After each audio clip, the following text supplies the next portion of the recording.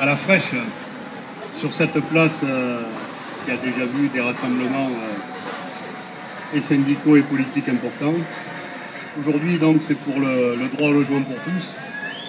À quelques jours de la fin de la trêve hivernale et de la reprise des scandaleuses procédures d'expulsion locative, il est bon que nous nous retrouvions pour d'ores et déjà mettre en place notre riposte. Mais d'abord, permettez-moi une bonne nouvelle. Je ne sais pas si vous vous rappelez, mais au débat organisé par Nice Matin, une de nos amies qui était en difficulté de logement a interpellé Jean Leonetti, Nadia. Elle avait 2 enfants, elle a toujours 2 enfants d'ailleurs, et elle allait se retrouver à la rue là, au mois de, dans les semaines qui viennent. On avait pris l'engagement qu'elle soit relogée avant les élections, et donc hier, elle a eu la bonne nouvelle, elle aura un logement. Donc, dans le quartier de la Croix-Rouge, elle devrait arriver là.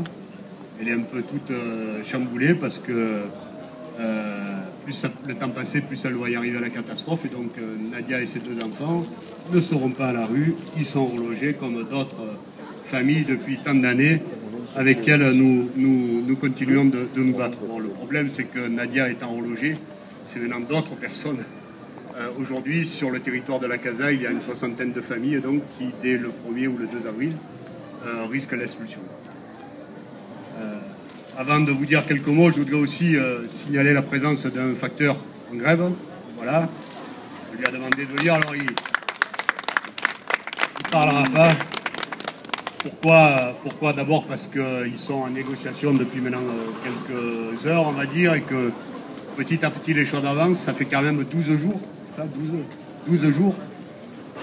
Donc, pour tout vous dire, les élus de la gauche et l'écologie ont déjà pris une part dans le soutien financier. Et ce que je vous propose, c'est que le soir des élections, on vienne tous avec quelques subsides pour que l'on puisse continuer le soutien financier des facteurs pour les aider à tenir ce combat contre un patron de choc qui ne mérite pas d'ailleurs le nom de patron.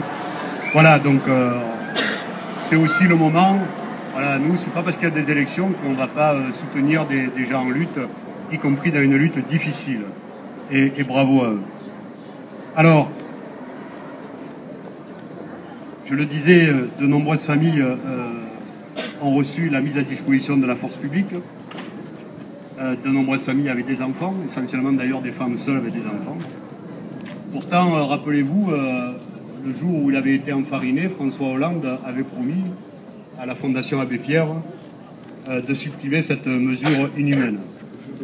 Comme beaucoup de promesses, celle-ci n'a pas été tenue.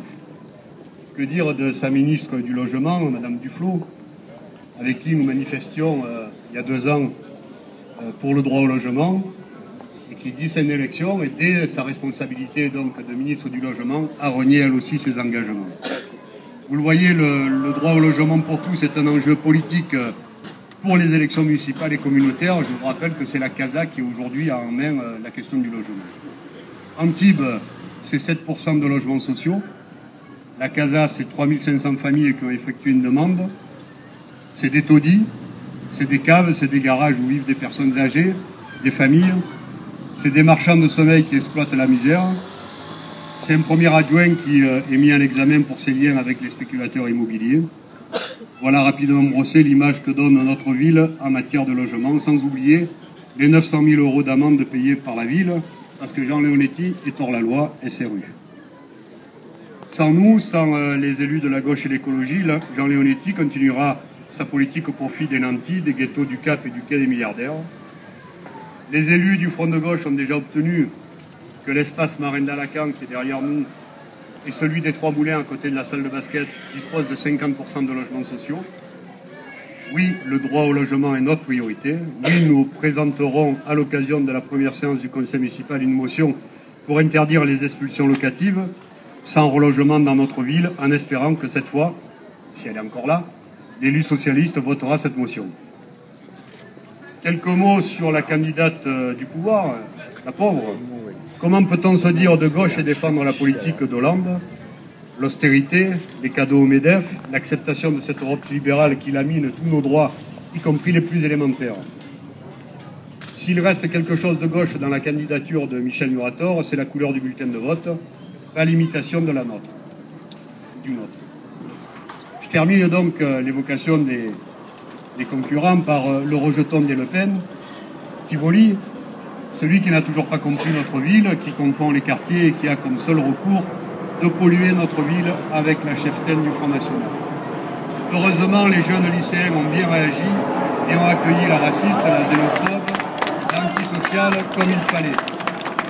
Nous pouvons être fiers de ces jeunes pour être fiers de nos jeunes.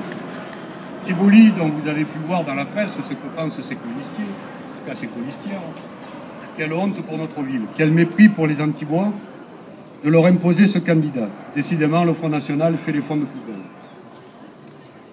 Pour dimanche, donc, faites voter pour le Front de gauche, pour la liste La Gauche et l'Écologie pour Antibes-Lyon-les-Pins.